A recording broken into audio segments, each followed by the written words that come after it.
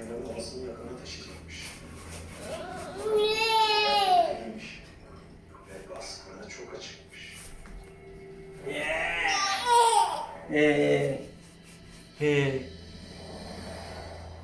Baskın zamanı Cehennem Savaşı.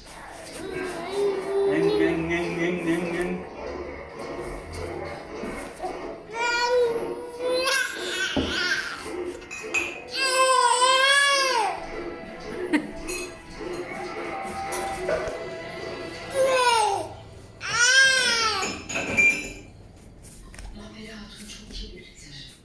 Daha hırslı bir hatundur Ertuğrul. Oğlumuz